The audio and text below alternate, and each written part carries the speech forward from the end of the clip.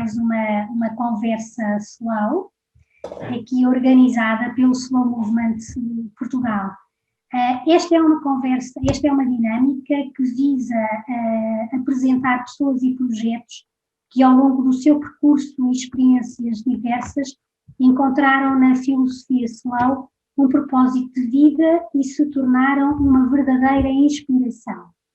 E este ano de 2021, o Slow Movement Portugal lança um desafio a todos vós, que é irem conhecendo um pouquinho mais cada uma das vertentes slow. E este mês, por isso é que vamos dedicar um mês a cada vertente slow. E começamos agora no mês de janeiro pelo Slow Medicine. E é sobre este tema que vamos falar hoje. Para isso temos como convidados a doutora Elsa Mourão, que já conseguem ver, que já está cá connosco, que é médica, foi médica emergencista durante 20 anos, fez parte dos primeiros médicos do INEM que iniciaram socorro na rua e nos domicílios. Depois, durante 10 anos, trabalhou na urgência hospitalar de 2 grandes hospitais de Lisboa e aí começou o desafio de começar a apoiar pessoas com doentes crónicos em fase avançada. E mais tarde decidiu dedicar-se a um projeto muito enriquecedor e de grande valor e contribuir para a criação de uma equipa de cuidados paliativos em casa, e foi assim que surgiu a Link, uma cooperativa que foi formada em janeiro de 2015. Apaixonada pelo tema da compaixão, coordena também desde janeiro o projeto Amadora Compassiva. Bem-vinda, Elsa. Obrigada. Então, nós tínhamos previsto começar com a apresentação do conceito do Slow Medicine, também com o nosso convidado, o Dr. José Carlos Campos Velho, que entretanto deve estar a iniciar, mas iríamos fazer as coisas ao contrário, vamos flexibilizar aqui um pouco a nossa sessão e vamos começar aqui pela doutora Elsa. E antes de começar a partilha, que certamente vos vai inspirar a todos, gostava só de resgatar um pouco aqui o conceito de slow e dizer-vos que, ao contrário daquilo que nós podemos pensar, slow não é andar devagar, não é andar lentamente ou sempre devagar e sempre lentamente. Slow é o equilíbrio entre o rápido e o devagar. E tem aqui dois pressupostos também muitíssimo importantes, que é o respeito pelo ritmo individual de cada um de nós, pelo nosso ritmo individual, e o respeito também, o conhecimento e o respeito pelos nossos limites. E eu penso que estes dois pressupostos são muito importantes nesta filosofia, nesta vertente do Slow Medicine. O Slow Medicine surgiu em 2002 em Itália, com o médico cardiologista Alberto Dulara, que escreveu um primeiro artigo científico que foi editado, que saiu numa conceituada revista de cardiologia e que falava e que introduziu pela primeira vez este conceito de Slow Medicine. E ele dizia que era um conceito assente, uma filosofia assente no princípio do tempo e no princípio da humanização da relação entre o prestador de cuidados de saúde, entre o médico, entre o enfermeiro e o paciente, o doente, e também a sua família. Também esta filosofia defende uma desaceleração do processo de tomada de decisão e dar tempo ao doente para que ele possa apresentar as suas queixas, não é? E o seu contexto de saúde, e dar tempo também ao profissional que o acompanhe da melhor forma possível. Em todo este processo, os exames complementares de diagnóstico vêm também e surgem para complementar e não para substituir o importante papel que o médico, que o prestador de cuidados tem em todo este processo. Este autor referenciou várias vezes, em artigos posteriores, que existiriam áreas que poderiam vir a beneficiar muito da intervenção desta filosofia, nomeadamente a área da oncologia e dos cuidados fim de vida. Então, por isso, nós temos connosco hoje a doutora Elsa, que tem uma história verdadeiramente inspiradora e que convido a todos vós a ouvirem um pouco dessa mesma história. E começaria pelo seguinte, Elsa. Foi, conforme eu disse no início, e conforme a breve biografia que me enviou, foi médica emergencista durante 20 anos e depois, durante 10 anos, também fez parte da equipa de urgência de 2 grandes hospitais aqui em Lisboa. Como é que é ser médico em contexto de urgência, quais são os maiores desafios, quando nestes contextos o tempo é efetivamente um fator tão importante? Boa noite, obrigada por este convite. Para mim é um desafio grande estar a falar de slow, eu que sou muito acelerada, mas no outro dia estive a ver a conversa do Carlo Honoré e fiquei descansada, porque ele também é super acelerado e disse, bem, então já somos aqui dois, isto é um caminho, é um processo. E como é que é trabalhar no contexto de urgência? Na realidade é preciso dar uma resposta rápida, mas quando ensinei muito reanimação e, portanto, quando nós tínhamos os colegas mais novos e que ensinávamos, costumávamos dizer assim, a parte importante é que aqui há uma série de coisas que têm que estar muito bem organizadas na nossa cabeça, porque não dá tempo de ir ver às cábulas, não dá tempo de ir consultar, portanto implica treino e saber. E depois, quando nós estamos com o conhecimento, enfim, atualizado e quando estamos já à vontade naquilo que estamos a fazer e quando trabalhamos em equipa, depois o resto flui, porque de facto aquela imagem que às vezes se vê nos filmes de andar toda a gente a correr, com as macas a correr e as coisas a correr, essa não é sequer uma boa prática na emergência e na reanimação. E curiosamente também aqui o slow é o tempo justo, e o tempo justo é fazer as coisas bem, executar as técnicas bem, mas não é de facto andar a correr. E tem uma coisa muito curiosa que é, quando nós trabalhamos, por exemplo, na emergência fora do hospital, acaba por ser um tempo único de presença com a pessoa com quem estamos. E, por exemplo, obviamente se há uma situação de catástrofe ou de muitas pessoas envolvidas, quem está tem que se dividir por muitas pessoas, mas quando nós temos só uma vítima, digamos assim, acaba por ser um momento muito presente, porque com aquela pessoa nós estamos mesmo. E eu que gosto de toque, de pessoa e de gente e de estar, às vezes pensava assim, tantos anos na emergência, fazia-me falta esta questão que, por exemplo, tenho nos paliativos, que é ter tempo para me sentar, para pôr a cadeira, para ouvir a história, mas depois percebia que para as pessoas com quem estávamos, aquele momento era um momento muito forte. E às vezes acontecia assim, imagina, um serviço poderá demorar 1 hora, se é uma coisa complexa, portanto chegar ao local, fazer o que tem que se fazer, estar com a pessoa, levá-la ao hospital. E quando entregávamos no hospital, às vezes as pessoas diziam assim, e agora deixa-me? E isso era assim uma coisa muito bonita, o que mostra que numa hora, num contexto hostil, a presença pode ser uma presença em que se criou um laço e que se criou um vínculo. E essa era de facto a parte gratificante de ter que se dar a resposta, de fazer a diferença e depois ter a humildade de que o resultado final não depende de nós. Sim, depende de nós fazer o que o estado da arte diz e depois há uma série de coisas que não dependem de nós. E, portanto, não é um falhanço quando a pessoa morre, não é um falhanço quando a situação não se resolve, se nós fizemos o que era para ser feito, e também dá essa humildade de aceitar o resultado final. Ok, obrigada, Elsa. De facto, essa perspectiva que tu apresentas é muito curiosa. Tu disseste muito bem, quando estavas com os pacientes, estavas no momento presente, aquele momento é um momento que conta, e efetivamente, portanto, aqui o tempo, não é? O tempo justo. Tu também dizes que ser médica, acreditas que ser médica não é curar e salvar, mas sim cuidar, acompanhar, permitir ao máximo a qualidade e estar sempre presente.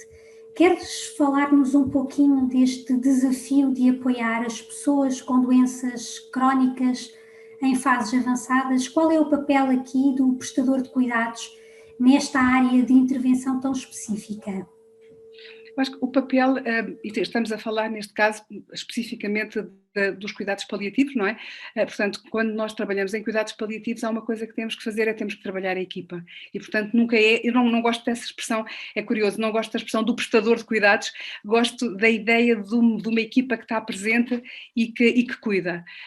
E, de facto, é muito bonito, porque a ideia é estar, de facto, efetivamente atenta à pessoa que está à nossa frente. Essa pessoa tem uma história e, às vezes, na medicina nós estamos mais atentos à biologia do que à biografia, e quem é a pessoa que está ali, quem é aquela pessoa, essa pessoa tem as suas vertentes todas, é a pessoa que tem a vertente física, espiritual, emocional, e está esta pessoa, está esta família, e portanto esta atenção à pessoa doente. E outra coisa, pode ser um nome, pode não ter importância nenhuma, mas não gosto também de usar a expressão o doente, não é o doente. Houve alturas em que eu dizia a pessoa doente e agora ainda gosto mais de dizer a pessoa com doença, porque de facto o que nós temos é uma pessoa que tem uma série de outras coisas e também uma doença. A pessoa não é a doença, não é? Portanto, olhar para alguém que tem uma doença complexa, crónica, grave, que lhe pode limitar a vida, é preciso olhar para esta pessoa com todo o respeito, com toda a dignidade e com todas as suas dimensões, essa pessoa e essa família. Depois é preciso trabalhar em equipa, porque como temos precisamente estas várias facetas da pessoa, nós temos que, é preciso a parte da psicologia, das terapias complementares, da fisioterapia, da enfermagem, da psicologia e a medicina também. Depois, é muito importante sermos capazes de comunicar, e aqui a comunicação é fundamental, porque quando nós damos boas notícias é muito fácil, mas quando estamos em fases mais complexas temos que dar notícias menos boas e é preciso sabê-las dar com verdade, no momento certo, à medida que a pessoa quer e consegue ouvir, e depois é obviamente preciso controlar os sintomas, porque se a pessoa tem um sintoma descontrolado nós temos que estar a atuar do ponto de vista clínico, técnico, e às vezes o sintoma mais complexo não é sequer o físico, é por exemplo o emocional. E quando falo disto, assim, como é que é trabalhar com estas pessoas? Costumo dizer assim, aos 63 anos, eu até tenho vergonha de dizer que é preciso uma área específica como os paliativos para fazer isto, porque eu acho que isto deve ser transversal a todo o cuidar. E no fundo, quando eu vi o conceito da medicina sem pressa, slow medicine, tem muito a ver com isto tudo. Os princípios são os mesmos, no fundo, é o tempo, quando se fala dos 4 pilares da medicina slow, é o tempo, é a relação médico-doente, é a partilha de decisões e é o uso adequado da tecnologia. E isto faz todo o sentido que seja transversal a toda a área do cuidar. E hoje em dia, e portanto a minha paixão pelas comunidades compassivas ainda traz aqui um outro aspecto, que é, nós sabemos que perante as pessoas que têm situações complexas é necessário que a saúde intervenha, é necessário que a área social intervenha, porque muitas vezes há aspectos sociais a resolver, mas também é preciso que esteja a comunidade, porque às vezes as pessoas precisam mais de pessoas do que de tecnologia, e de modo que estas 3 vertentes do social, da medicina e de nós enquanto cidadãos e da comunidade faz toda a diferença, e acho que de facto é para aí que o futuro do cuidar deverá ir. E hoje, atualmente, num mundo em que parece que cada segundo parece contar, em que todos queremos e esperamos ser diagnosticados, tratados e curados o mais rapidamente possível, na sua perspectiva, qual é que é a importância que a filosofia do Slow Medicine poderá ter neste contexto atual? Já fomos respondendo, não é? Assim, ao falar disto, já fomos dizendo. Por um lado, criou-se um hábito, uma forma de estar que é a forma light, não é? Quer-se ter o máximo de resultados com o mínimo de esforço, com o máximo de rapidez e às vezes com o mínimo de envolvimento, não é? Às vezes algumas pessoas que têm uma doença e elas querem depositar essa doença no médico, no técnico de saúde. Olha, agora resolva-me este problema, este é um problema seu. E acho que é muito importante nós começarmos a criar também esta forma de olhar em que a saúde, para já a saúde não é a ausência de doença, não é? Mas que a pessoa que tem uma doença sinta também, por um lado, que tem responsabilidade na no desenvolvimento dessa doença que pode ser a cura, mas pode não ser a cura, pode ser o tratamento, tem que ser o acompanhamento, portanto, que haja um envolvimento pessoal e uma responsabilização, que os técnicos de saúde também deem essa capacidade e, no fundo, que perguntem às pessoas o que é que o preocupa, o que é que o assusta, quais são as suas questões, que preço é que está disposto a pagar, o que é importante de facto para si. Portanto, tem que haver esta conversa e tem que haver uma percepção do que é que está a passar, tem que se ouvir a pessoa, dar voz à pessoa que tem a doença. E, de facto, é como se fosse uma dança em que o técnico de saúde tem que estar atento à pessoa que está ali e depois tem que haver esta dança em que a pessoa também deve começar a ter o hábito de fazer perguntas no sítio certo. Hoje às vezes pergunta-se mais ao Google do que se pergunta aos médicos, pode ser por culpa dos médicos, se calhar não é de culpa só dos médicos, é do sistema, em que às vezes quem tem que fazer consultas em 15 minutos é completamente impossível. Às vezes um doente idoso que se mexe com dificuldade, os 15 minutos é o que leva a chegar da porta do consultório até chegar em frente ao médico. Portanto, isto é impossível fazer uma medicina de qualidade com estas limitações. Portanto, tem que haver também da parte de quem está doente uma exigência de ser partícipe, que lhe seja explicado, que lhe seja dito, que seja envolvido. Eu acho que há aqui de facto essa necessidade de comunicação e de trabalho de equipa, porque efetivamente quando estamos a cuidar, o doente também faz parte da equipa, claro que faz parte da equipa, é o elemento mais importante da equipa, a família também, e portanto é este olhar em que da parte de quem cuida tem que haver uma humildade de ouvir o outro e um interesse genuíno, assim, estar genuinamente interessado na pessoa que está ali, e a pessoa que está ali tem uma história, não é um fígado, não é um cérebro, é um ser humano, é uma pessoa que tem uma doença e que tem mais uma série de outras coisas e que tem inclusivamente recursos, e esse é outro olhar bonito, porque às vezes centramos naquilo que é o problema, mas essa pessoa também tem recursos e, portanto, quem está a cuidar também tem o dever de olhar para esses recursos e às vezes ser o catalisador do desplotar desses recursos que a pessoa tem.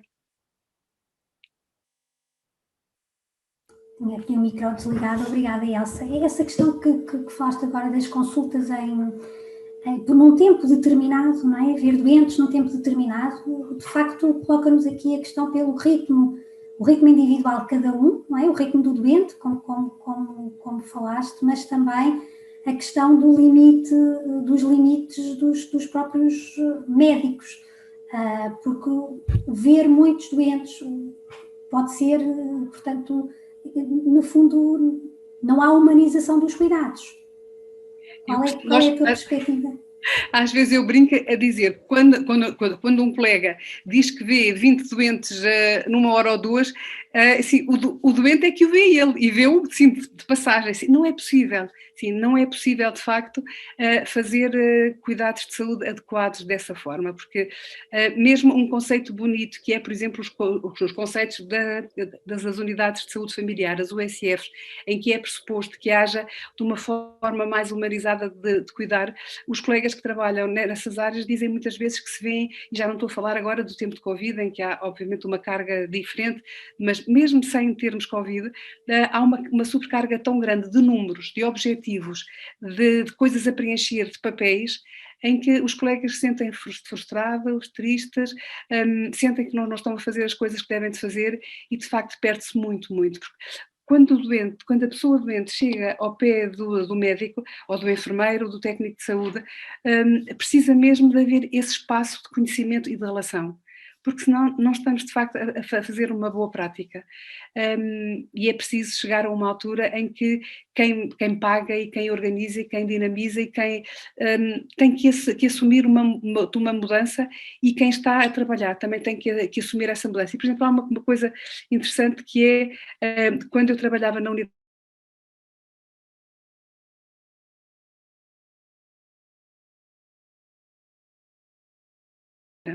e a cadeira, quando o médico se senta com a cadeira ao lado da pessoa que está doente, mesmo que seja um dia muito complexo e que tenha muito pouco tempo, o facto de sentar, quando eu me sento, eu estou a dizer eu tenho tempo. E a comunicação fica completamente diferente. E posso ter o mesmo tempo, mas a cadeira ajuda-me a dizer eu estou aqui.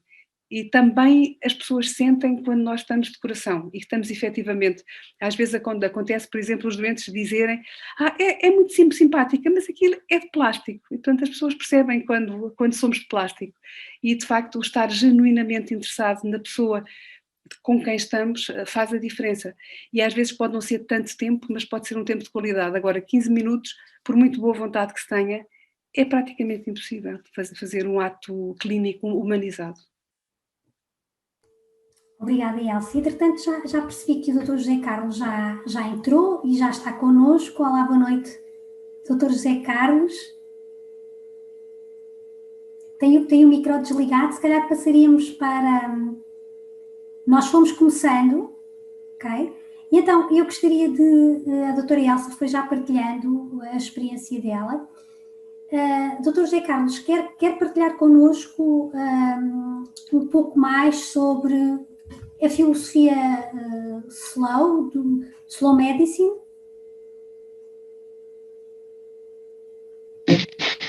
Boa noite, pessoal.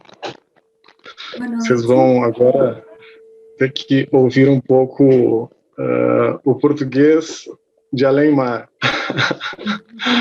Eu espero, vou falar lentamente, porque é uma conversa slow, né, em primeiro lugar, e segundo, para me fazer entender de uma maneira adequada pelos meus queridos companheiros de jornada da comunidade lusófona e do movimento Slow.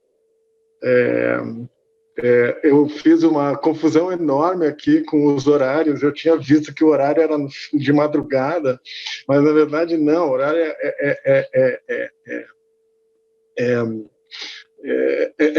antes da... Então eu estou, na verdade, terminando meu consultório aqui. Eu acabei de terminar meu consultório, estava atendendo um senhor.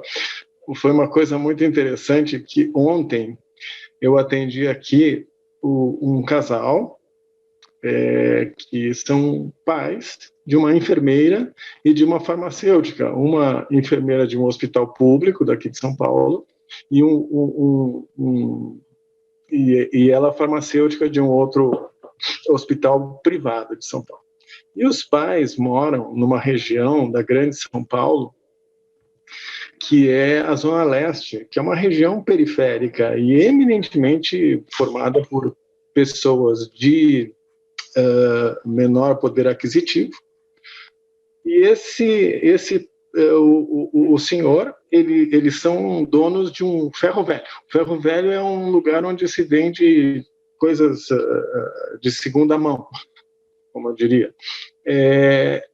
Pessoas muito simples, né? Migrantes do Nordeste do Brasil para São Paulo.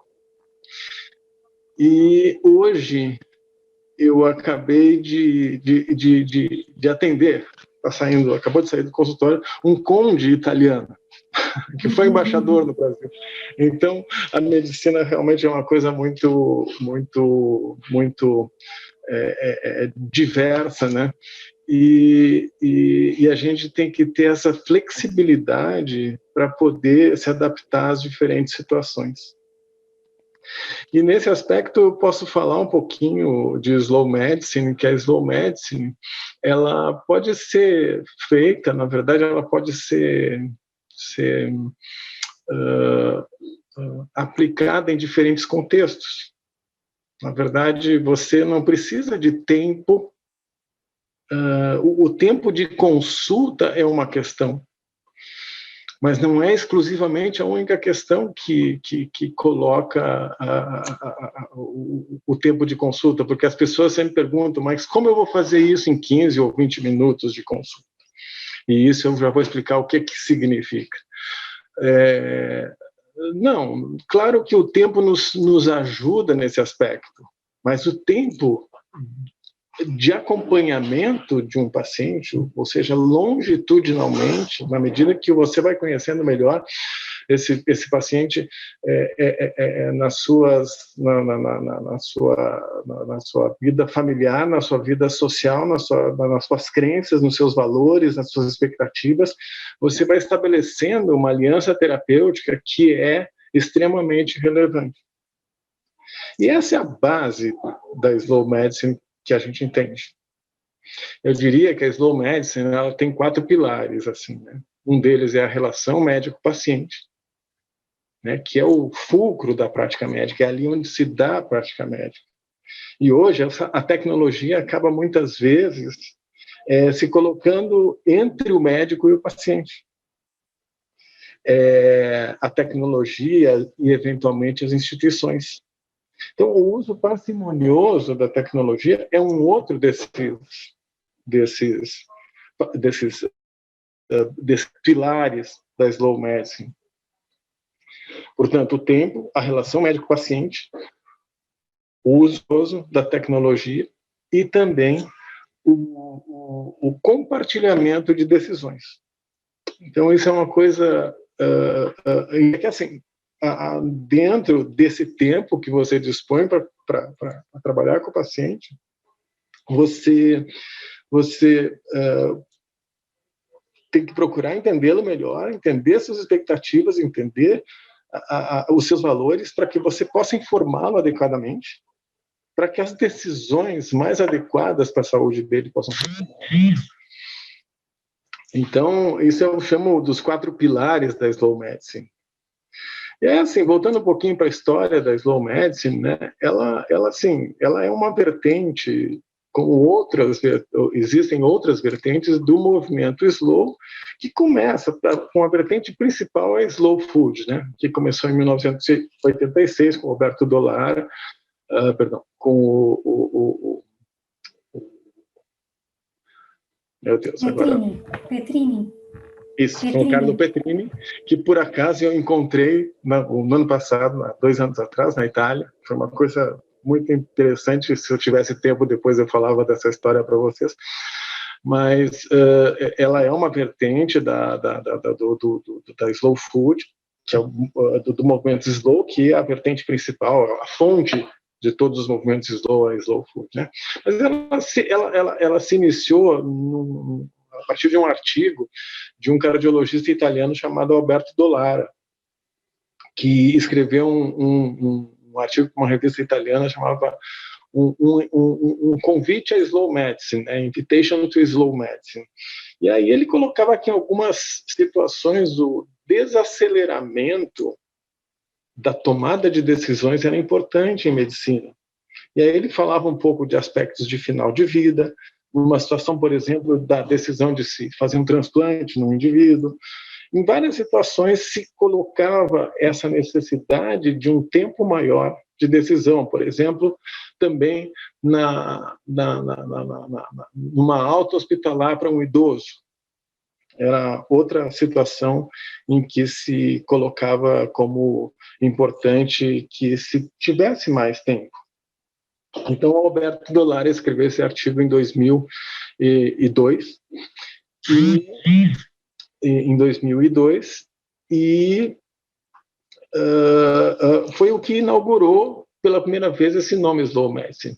O Carl Honoré, que eu sei que tem uma relação muito, muito próxima com o grupo português, ele é muito orgulhoso com o grupo português do Slow Movement Portugal. Ele, no livro dele, Devagar, ele tem 2 capítulos que ele fala sobre Slow Medicine. Um sobre Slow Medicine, utilizando esse termo, e outro fala sobre questões de saúde, especificamente. E depois aí esse termo começou a ser utilizado nos Estados Unidos por algumas pessoas que escreveram livros falando da sua visão a respeito do que seria slow medicine, né? Um deles é o Dennis McCulloch, que trabalhava com geriatria, e ele tem uma visão do envelhecimento a partir de uma perspectiva de um uso mais cauteloso da tecnologia e mais amoroso e continente em relação ao suporte ao idoso. E o livro principal dele chama My Mother, Your Mother, né?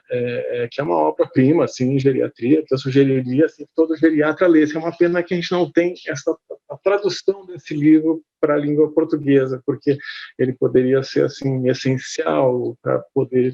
Depois tem a Cat Butler, tem a Victoria Sweet, que também escreveram livros relevantes sobre slow medicine. Cada uma delas escreveu 2 livros. E tinha um grupo que hoje está menos atuante, que trabalhava mais buscando questões científicas.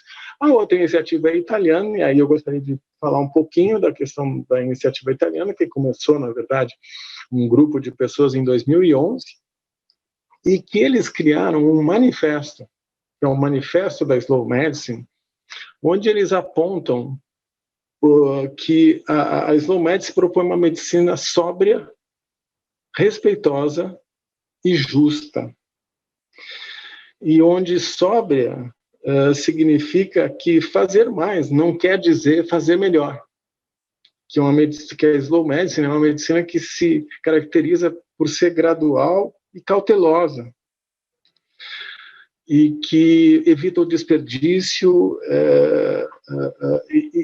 e fomenta o relacionamento com o paciente de uma maneira a estabelecer um vínculo de confiança e de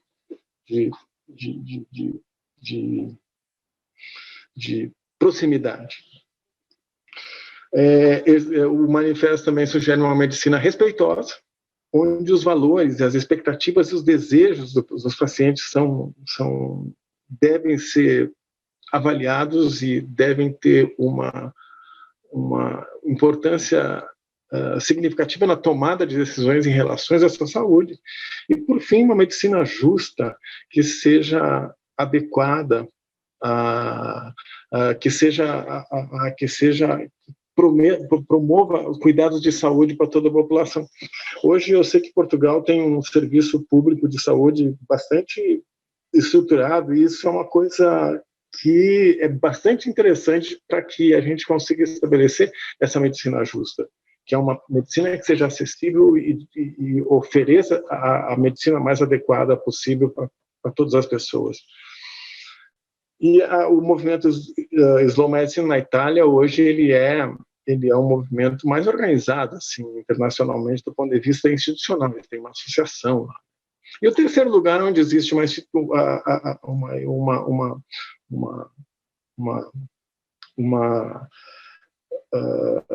estrutura, assim, é a Holanda, que tem o Instituto Holandês de Slow Medicine, né?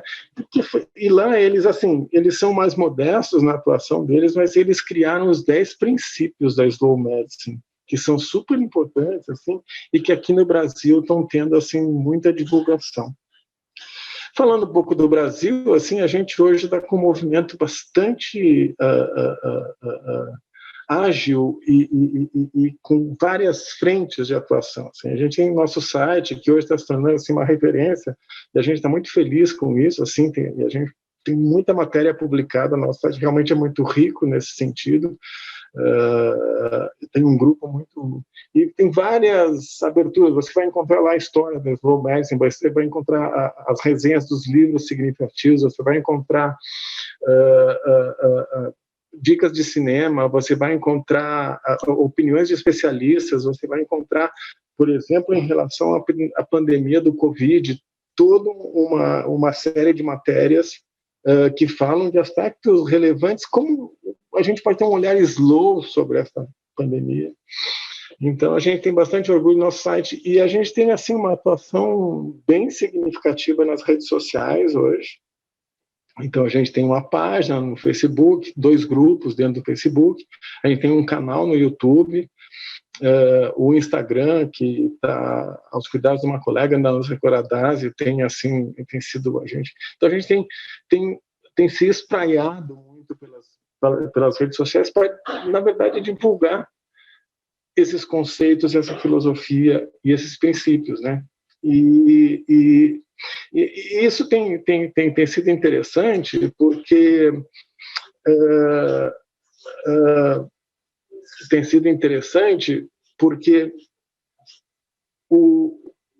a gente recentemente recebeu uma solicitação do México, que quer criar um grupo de Slow Medicine, que seria o primeiro grupo de Slow Medicine em língua espanhola no mundo.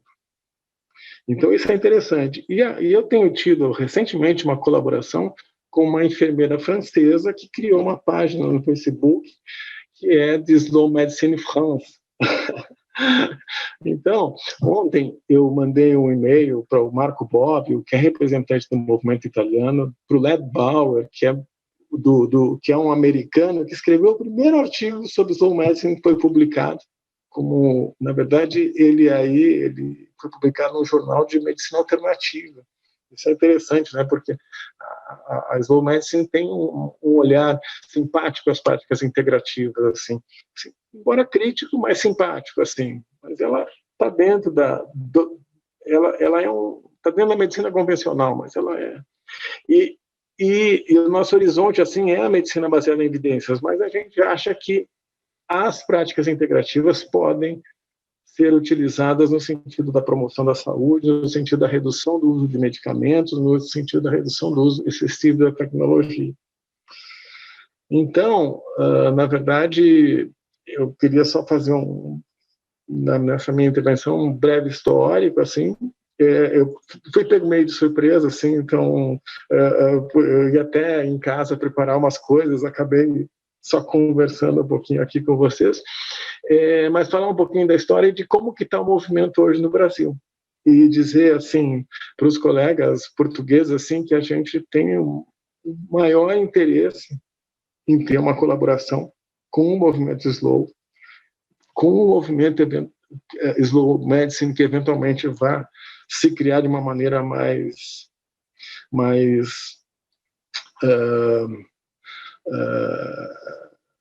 consistente em Portugal, e assim, ver a doutora Elza Mourão se juntando a nós nesse esforço, para mim foi uma coisa muito positiva. Então, eu acho que eu tinha uns 15 minutos para falar, já falei, acho até demais. Eu queria agradecer e eu vou permanecer na reunião. Então, se depois tiver alguma coisa que queiramos conversar, eu estou aqui. Tá bom? Obrigada, Dr. José Carlos. Doutora Elsa, eu atendendo ao horário neste momento, e eu daria oportunidade agora para alguns dos nossos participantes colocarem algumas questões e com esta oportunidade, excelente oportunidade de terem connosco a doutora Elsa e o doutor José Carlos, portanto, poderem colocar as suas dúvidas, fazer as suas partilhas. Quem é que... É interessante, Dr. José Carlos, até haver aqui alguma intervenção, portanto, perceber como é que os pilares... Posso dizer uma coisa? Claro que sim, Noémia. Boa noite. Sim. Boa noite. Noémia. Posso? Sim, boa noite. Claro. Boa noite. Eu realmente gostei muito do testemunho, dos dois, e acho que em termos de filosofia, de atitude, a slow medicine realmente será o melhor. Mas a minha questão, eu não sou médica, nem estou ligada à saúde, mas nós ouvimos notícias sobre os tempos que correm e face ao Covid há uma situação de descontrole, os acontecimentos ultrapassam a sucessão de pessoas em situação crítica, ultrapassa aquilo que os médicos podem realmente gerir e encarar. E eu queria perguntar como é que vocês encaram em termos realistas a aplicação destes princípios da slow medicine neste contexto de quase descontrole. Será que é possível mesmo? Porque parece que até os médicos estão sujeitos a um stress tão grande e a ter que tomar decisões num contexto de muita urgência, e eu pergunto-me se será possível compatibilizar esta filosofia com as necessidades de resposta face a estes problemas tão graves, não é? Em particular no contexto de atendimento a doentes com Covid. Eu acho que é sempre possível aplicar os princípios no tempo possível e nas circunstâncias possíveis. Por exemplo, obviamente que é difícil para quem trabalha numa unidade de cuidados intensivos. Eu não estou agora a trabalhar em cuidados intensivos, mas eu imagino os colegas que têm que estar com aquelas fardas, com todo aquele equipamento, com toda aquela pressão, do ponto de vista mesmo físico, não há de ser fácil, com a própria pressão, de algum receio pela contaminação, pela sobrecarga de trabalho. Claro que não é fácil, mas há sítios, por exemplo, onde as equipas estão inclusivamente a pedir apoio das equipas de cuidados paliativos, que têm o treino de conversar com a pessoa, de conversar com a família, de conhecer a pessoa doente, de ajudar a tomar as melhores decisões, de ter a percepção de olhar para aquela pessoa que está ali doente e ajudar a tomar as melhores decisões.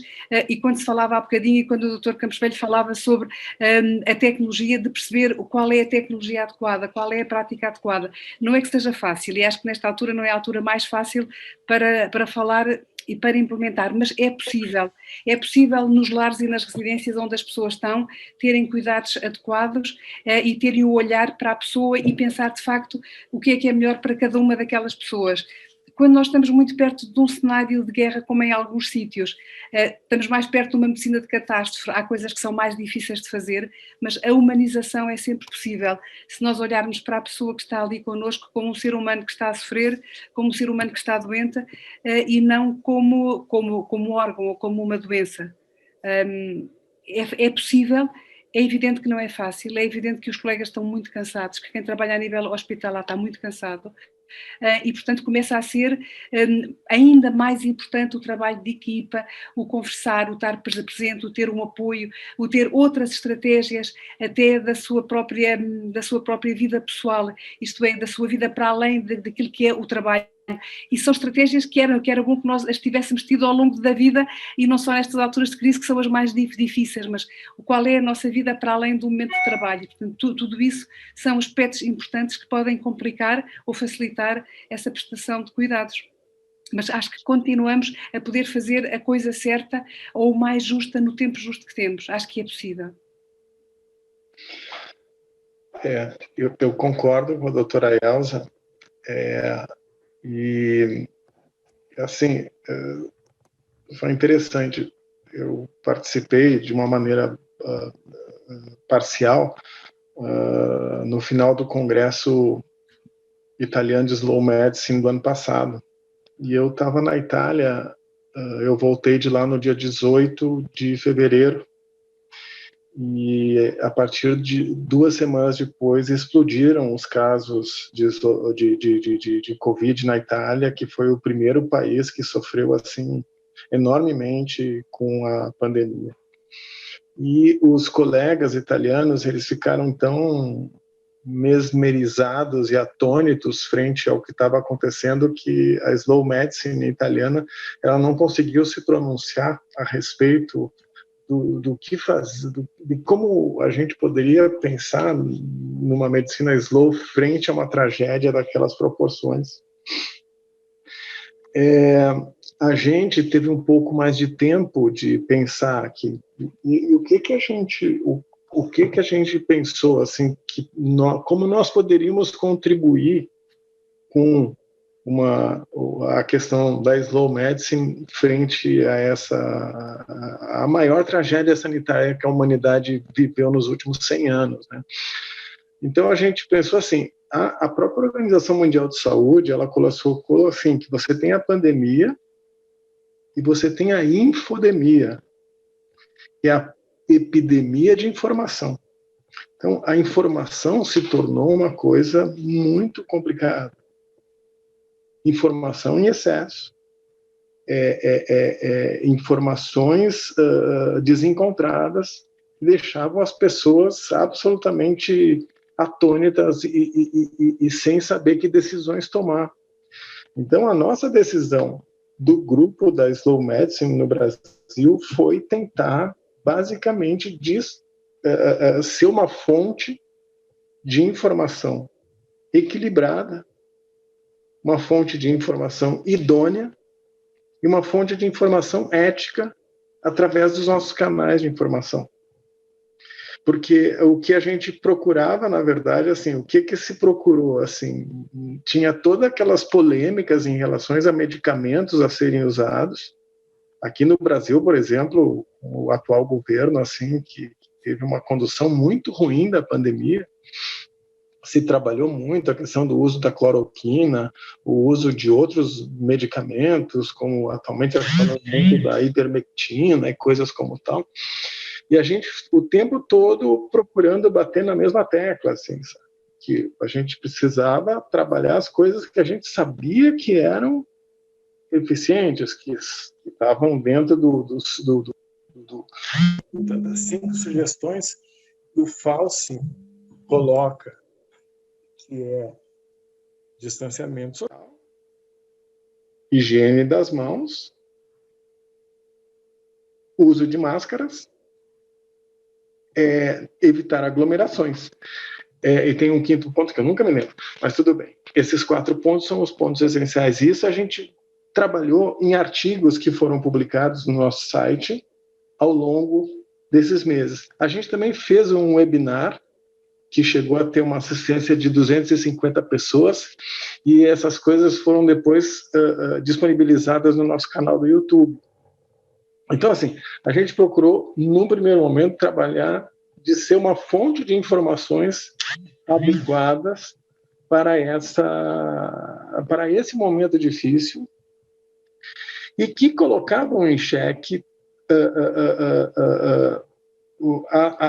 a questão do excesso da informação e da informação inadequada, entre elas as fake news, que pelo menos no Brasil tiveram um caráter igual à pandemia, no sentido de produzir coisas inadequadas.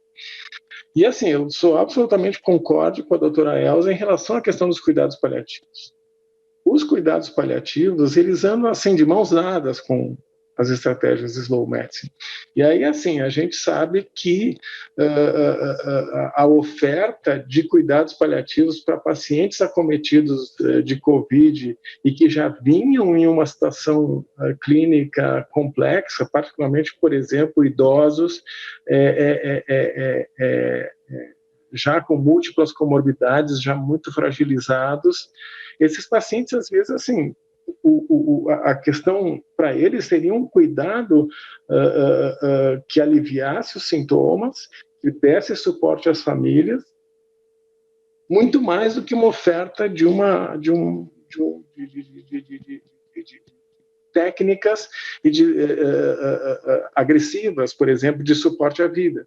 Então, e isso é uma questão bastante relevante, assim, que a gente discutiu muito, assim. Eu acho que essa era uma questão da abordagem slow. E isso mais tarde veio a se confirmar que, assim, o primeiro artigo que o pessoal da Slow Medicine Itália publicou posteriormente em relação ao Covid falava que, efetivamente, assim, como a Itália foi pega de surpresa,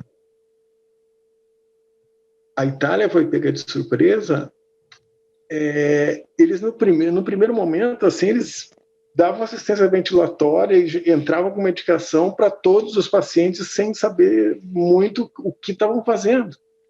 E depois eles viram assim que talvez uma das coisas era melhorar a atenção primária, melhorar o cuidado do paciente que estava eventualmente em casa, melhorar e talvez a oferta de cuidados paliativos, que parece que na Itália não é uma coisa tão desenvolvida. Então, eu acho que essa questão dos cuidados paliativos é um ponto essencial, como também a questão da informação.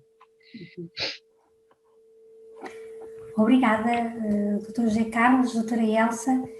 Penso que temos aqui outra questão do nosso colega José João. Se quiseres ligar o micro e colocar. Olá, boa noite a todos e a todas. Em primeiro lugar, dar os parabéns à Slow Movement por esta sessão riquíssima, e também os parabéns aos dois intervenientes, que suscitaram muitas questões interessantes. Eu estou ligado à saúde, porque acho que todos somos ligados à saúde, e também estou ligado à saúde porque sou diabético, não é? Mas a minha atividade enquanto profissional, tem sido mais ligada à pobreza, ao desenvolvimento local, etc. E foi muito interessante o que a doutora Elsa disse, pensando na pobreza e na intervenção social, porque, de facto, era importante que quem faz intervenção social sentisse as pessoas em situação de pobreza como fazendo parte da equipa e também que não as sentisse como os pobres, não é? São pessoas que são em situação de pobreza. E a ideia de serem uma equipa com os técnicos, com os serviços, com a comunidade é muito interessante. Gostei muito de ouvir esses conceitos e muitos mais que agora espero que tenha retido, não é? Mas pelo menos ao ouvir, que depois podemos ouvir. E também queria chamar a atenção para todos e para todas que a Animar, no próximo dia 12 de fevereiro, a equipa do doutor brasileiro é a Associação Portuguesa para o Desenvolvimento Local. A Animar vai organizar uma sessão que se chama Animar às Sextas, porque é uma sexta, sobre a pedagogia Paulo Freire, onde vai estar um médico, que é o António Cardoso Ferreira, que foi um dos médicos que em Portugal começou a trabalhar a pedagogia Paulo Freire em 1968, em Porto Alegre, aplicando-a à saúde pública, à saúde, no sentido de pensar as comunidades como criadoras de saúde, não é? E como atores da sua própria saúde. Portanto, desafios a todos e a todas para que participem no dia 12 às 14h30. Vai estar mais gente também ligada à educação, ligada à área social, e seria interessante que esses conceitos que a doutora Elsa falou também estivessem presentes no social em Portugal, não é? Na intervenção social.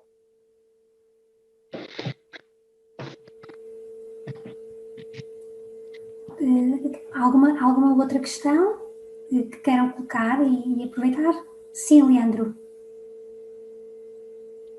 Olá, muito boa noite. Primeiramente, é uma satisfação muito grande fazer parte aqui e poder estar escutando os colegas num tema tão significativo que eu tive o prazer de conhecer recentemente, e é uma pena não ter conhecido antes, porque eu realmente acredito muito nessa filosofia como uma forma de poder exercer a medicina da maneira plena e da maneira que ela merece ser exercida. Eu não queria delongar muito, acho que nós poderíamos ficar aqui conversando horas e horas, mas, na realidade, o meu questionamento seria mais no sentido de como lidar com a filosofia num mundo que é muito voltado para os números, né? Na produção, quantidade de atendimentos que você realiza durante o seu expediente, durante o seu turno.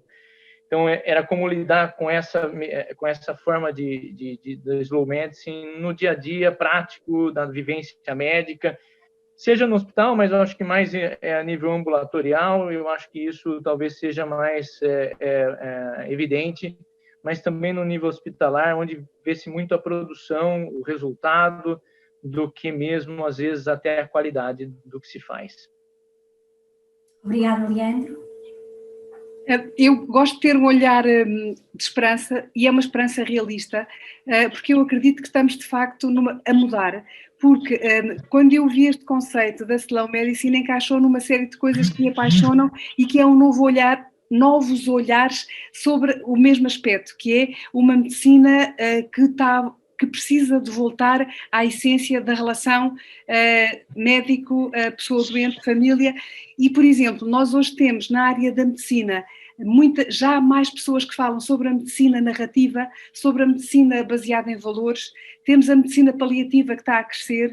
Temos, por exemplo, e em Portugal já há exemplos, e isto começou em Inglaterra, a chamada prescrição social, e, por exemplo, em Lisboa nós temos 2 unidades de saúde em que se faz a chamada prescrição social.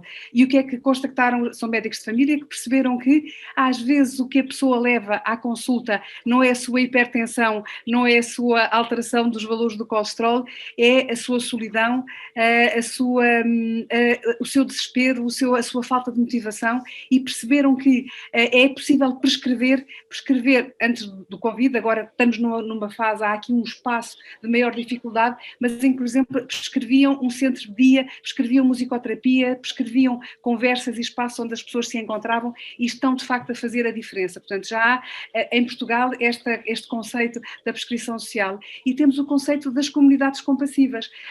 O meu colega falou de alguns livros, eu também vou falar de um, este está em português, eu aconselho vivamente, chama-se Ser Mortal, é um livro do Atul Gawande, é um livro impressionante que merece ser lido e que fala de um outro olhar sobre a medicina. Este aqui só está em inglês, mas é um conceito muito bonito em Inglaterra, e vou-vos só dizer isto rapidamente porque é muito esperançoso. Há uma terra no sul de Inglaterra que se chama Frome, e este livro é um livro que saiu há poucos meses e chama-se The Compassion Project. E o que é que eles fizeram? Fizeram uma coisa que foi um diretório de todos os recursos que há na comunidade, percebem as pessoas, estão atentos, e isto passa também pela compaixão, pelo olhar compassivo e atento para as pessoas que estão com necessidade de apoio, e fazem o match entre aquilo que existe na sociedade com as pessoas que necessitam e com as coisas que já estão a ser criadas, e têm feito uma aproximação, eles chamam cafés de conversa, são organizações de voluntários que estão com as pessoas e que levam a comida e que levam o jornal e que estão perto. Portanto, estas organizações, que é partir daquilo que já existe, ver o que falta e ajudar a construir. E eles tiveram um ganho em saúde que foi impressionante, e por isso é que Frome ficou muito, muito famoso, porque entre 2014 e 2017, numa altura em que em todo o mundo, em toda a Europa e em toda a Inglaterra, a ida ao serviço de urgência aumentou muito, em Frome está documentado que diminuiu. E diminuiu porque foi feita esta atenção sobre a solidão, sobre o desespero, sobre a falta de perspectiva, e através de uma comunidade mais compassiva está documentado que as pessoas foram mais felizes e tiveram menos doença e foram menos ao serviço de urgência. Portanto, isto são coisas que em todo o mundo estão a começar a acontecer e, portanto, eu tenho uma esperança imensa, realista, de que nós estamos mesmo a mudar. Agora, isto também não é depressa, é devagarinho, é no tempo. E eu costumo pensar assim, pode ser que não seja para mim, mas eu acredito que para os meus netos vai ser. E, portanto, isto é lançar as sementes. É muito bom conversar, ouvir você, doutora Elza. Eu tenho um colega que chama Peçanha Júnior, que tem um grupo que chama Educação para a Morte aqui, e ele participou de um curso com você e falou muito bem de você, um curso sobre cuidadores. E ele diz assim, nossa, doutora Elza é um pedigree que vai ter na reunião de Portugal. Eu queria só comentar algumas coisinhas que eu acho relevante. O que o João colocou sobre a desigualdade, o impacto da desigualdade na pandemia do Covid, realmente foi uma coisa seríssima, né? Isso ficou muito claro nos Estados Unidos, que não tem um sistema nacional de saúde, né? Os Estados Unidos, a forma assim, eles não têm estruturado um sistema nacional de saúde, grande parte da população não é assegurada. Então, assim, não é por acaso que eles tiveram assim o maior número de casos e um número assim de mortes assim espantador, assim trágico. E uma das coisas que a gente vê que parece que lá assim os negros eles têm muito mais a mortalidade entre os negros é muito maior do que entre os brancos. Aqui em São Paulo mesmo, na cidade de São Paulo onde eu vivo, as pessoas que são de determinadas regiões da cidade, regiões mais pobres, tinham uma mortalidade 5 vezes maior do que as pessoas que viviam em áreas mais abastadas da cidade. Então, isso realmente foi uma situação trágica e que agora o próprio diretor da Organização Mundial da Saúde, o Tedros, o segundo nome dele é muito difícil da gente falar, ele está colocando que uma outra questão importante que hoje se coloca é a disponibilização das vacinas para as pessoas, que essa coisa das vacinas serem utilizadas basicamente nos lugares nos países que podem adquirir, é uma estratégia muito ruim, que a gente precisa de uma estratégia mais igualitária e mais democrática, para que todas as pessoas possam ter acesso às vacinas. Então, realmente, a desigualdade foi um fator muito complicador na questão da pandemia, né? Que o colega perguntou a respeito da produtividade, realmente, assim, a medicina, em grande parte, se coloca, a medicina, que, digamos assim, a corrente principal da medicina tem essa questão da mercantilização, assim, sabe? Tem essa... Mas, assim, eu não tenho expectativa de que a slow medicine vá ser, em algum momento, a corrente principal da medicina. Ela não é mesmo, assim, sabe? Então, mas ela significa, ela representa, de certa maneira, uma mudança cultural. E uma mudança cultural, como a doutora Elza bem colocou, pode ser uma mudança geracional. Ela talvez realmente não vá acontecer para a nossa geração. Porém, o que a gente está vendo é que a medicina, como ela vem sendo exercida atualmente, ela acaba sendo insatisfatória para os profissionais, ela acaba sendo insatisfatória para os pacientes e para os familiares, que muitas vezes estão lá sobrecarregados de exames e medicamentos e não se sentem assistidos. Então, uma outra questão que a forma como a medicina se dá é a questão de financiamento. Assim, a gente sempre fala que a slow medicine não é uma estratégia de reduzir custos em medicina, mas se a medicina for feita de uma maneira mais cautelosa, onde você tiver a relação médico-paciente como uma questão essencial, você for menos exagerado na solicitação de exames complementares, ser menos exagerados na determinação de procedimentos diagnósticos e terapêuticos, desnecessários muitas vezes, né, dentro daquilo que a gente chama de sobrediagnóstico e sobretratamento.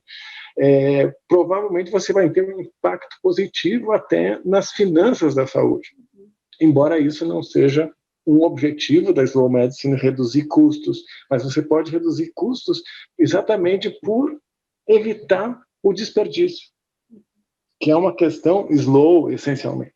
Quando a gente fala de slow food, a gente também fala de diminuir o desperdício na questão alimentar. E a última questão que uma das participantes colocou em relação à medicina integrativa, né? Eu vou ser sincero que aqui no Brasil eu evito o uso da expressão medicina integrativa, porque ela se tornou um saco de gatos aqui no Brasil e qualquer coisa entra dentro desse aspecto. Eu costumo falar de práticas integrativas que eu acho que efetivamente podem ser utilizadas como fontes de cuidado para os pacientes, como formas e possibilidades de cuidado que muitas vezes têm resultados bastante importantes. Eu vou falar uma experiência muito rápida que eu pratico, assim, embora nesses últimos 2 meses eu não pratiquei, eu devo voltar agora em fevereiro. Eu pratico Tai Chi Chuan, que é uma técnica chinesa que faz parte das técnicas da medicina chinesa, é uma técnica corporal. E eu fiz uma pós-graduação em Tai Chi e eu soube que tinha um grupo no Uruguai estudando Tai Chi em pacientes reumatológicos, em pacientes portadores de doença reumatológica. E esses pacientes, eu fui lá visitar para conhecer o serviço, para fazer meu trabalho de conclusão de curso, e eu me baseei e o meu trabalho de conclusão de curso foi Slow Medicine, Tai Chi Chuan e as práticas integrativas, né? Então, onde eu tentava juntar esses conceitos todos. E na minha experiência vendo o pessoal lá do Uruguai, eu vi o quanto o Tai Chi Chuan, por exemplo, ajudou aquelas pessoas portadoras de doenças reumatológicas.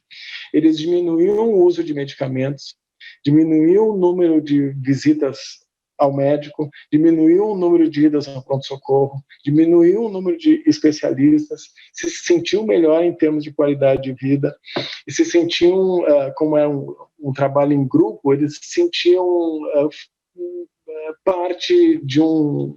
Então, é muito interessante a ideia das práticas integrativas, e eu acho que ela deve fazer parte desse horizonte da Slow Medicine. Sim, senhor. Muito bem.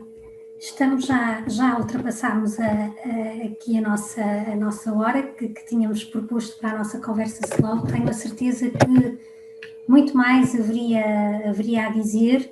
Ficávamos aqui muito mais tempo.